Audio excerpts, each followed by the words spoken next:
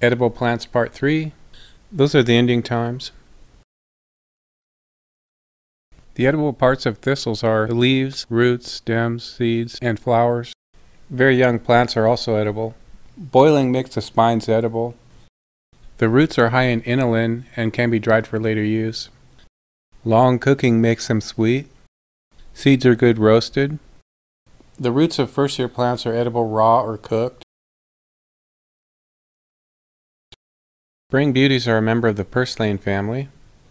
The genus includes miner's lettuce, which is a very good green eaten raw or cooked. It also includes plants that were very prized by Native Americans because they're very rich sources of food, very good tasting. Spring beauties are edible raw, and there are quite a lot of calories from them even raw. The roots are said to be radish-like in flavor when raw and more like a chestnut when cooked. Young shoots, leaves, and flowers of bee plants are cooked and used as pot herbs. Bee plants are related to mustards. They are also known as stinkweeds because of the rather unpleasant odor they emit. Seeds can be eaten raw or cooked. They can be dried or ground into a meal. A black dye is obtained by boiling down the entire plant. It was used in decorating pottery. The fruits and seeds of bastard toadflax are edible. The fruits have a sweet flavor. They're better before they become too ripe. The fruits are very small. They're only about 1/4 inch to 1/3 of an inch, and they contain one edible seed. The plant is a semi-parasite on the roots of certain plants. It's also the host for a rust fungus that affects pine trees. It allows the fungus to reproduce. Hazelnuts are a very good tasting nut. I used to gather them in the Black Hills. They're very similar to the commercial variety. The nuts are enclosed in a tubular husk, and it resembles a beak. That's why they call them beaked hazelnuts. They're a little prickly. You might want to wear gloves when you're breaking them apart. They generally ripen sometime in the fall. The young tops of cosmos are edible raw or cooked. Some say they taste like mangoes. The plants are better before they start to flower. Different species don't all taste quite the same. Most of the ones I have pictured aren't as good as the ones that grow in the east.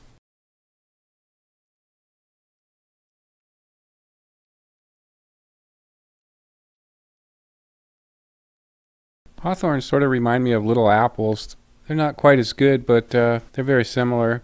They are both members of the rose family. They often have thorny branches. It has sustained people when they weren't able to find anything else. You can also eat the leaves if they're young. The berries are also especially high in vitamin C.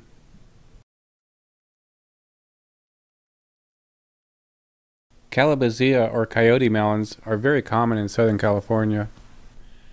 They're kind of an unpleasant smelling plant. The fruit doesn't really smell that good either. The seeds are edible though. The mature fruits and taproots are reported to be poisonous. The taproots get enormous. Winged pigweed or tumbleweeds are a well-known icon of the Old West. They were made popular in songs like this one from Festus from Gunsmoke. Lonely but free I'll be found, drifting along with a tumbling tumbleweed. The seeds were a staple of many native tribes. Gamote is a relative of parsley and carrots. The root and leaves are edible. You have to be a little careful because it resembles water hemlock. The plants are also endangered in some places in the desert. The roots are reported to have a pleasant taste. The leaves are sometimes eaten like parsley. The young roots are better eating. The leaves have a strong and pleasant odor and can be used as a pot herb. Nutsedges look like grass. You can tell them apart because nutsedges have triangular stems. They were one of the earliest plants to be cultivated. They were grown in ancient Egypt. They are notable because they have very high fat contents, up to 36%. They are listed as one of the most invasive of weeds. They are very hard to get rid of because the little tubers keep wanting to grow. Some of them are reported to have a Brazil nut-like flavor. Others are more bitter. They were grown as a food crop by the Paiute in Owens Valley, California. Crowfoot grass originated in Africa, where it's still grown as a traditional food. It's mostly considered a famine food. The grains are very small, but they're relatively easy to collect and grind. It is generally considered to be a weed in the United States. It grows mostly in damp areas in heavy soil. It looks a lot like other grasses. The most characteristic feature is probably the helicopter-like seed heads. Blue dicks sort of resemble onions. They tend to grow around places that have burned recently. Yeah, I found a whole bunch of them around here where it had burned a couple years ago. The corms can be dried and ground into a powder, then used in soups or mixed with cereal flours. It's usually harvested in the spring. You can also eat the flowers if you want to. The plants usually have smaller little tubers or cormlets. If you leave them, a new plant will grow from it. Western tansy mustard is the American version. There's also another variety that grows in Europe. It has small edible leaves, spicy seeds, and pods. It prefers dry areas.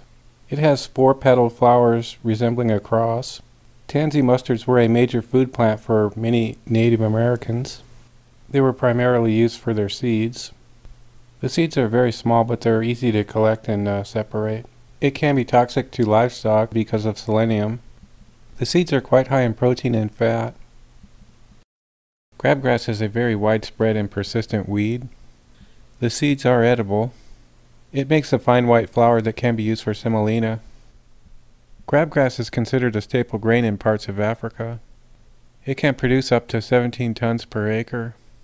In Africa it's called fonio. The common species in America is called hairy crabgrass.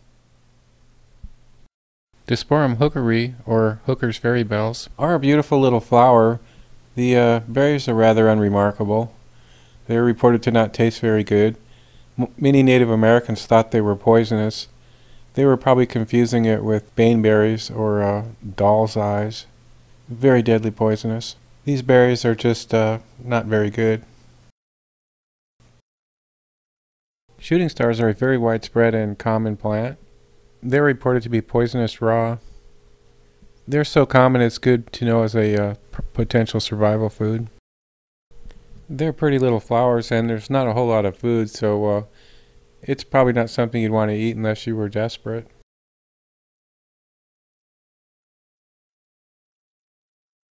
Barrel cactus are common in the deserts of the southwest United States. The flesh of the plant is edible.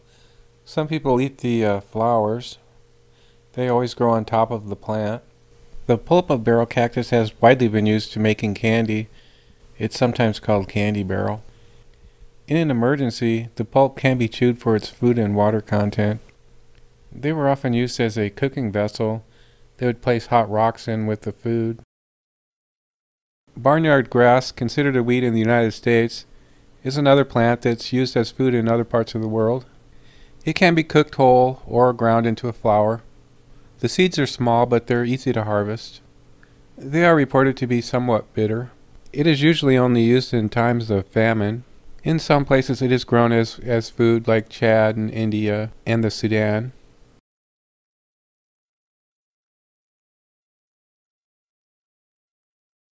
Young parts of Eucalypta above the ground are edible.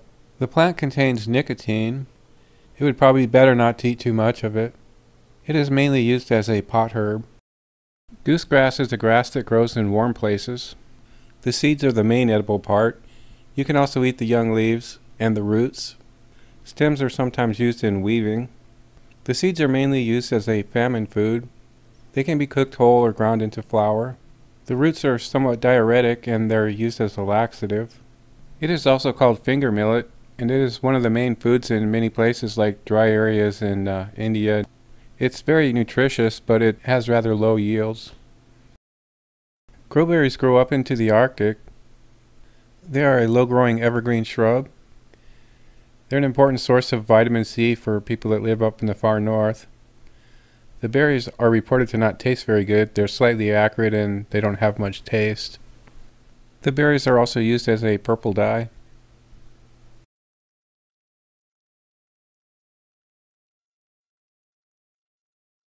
That's the end of part 3.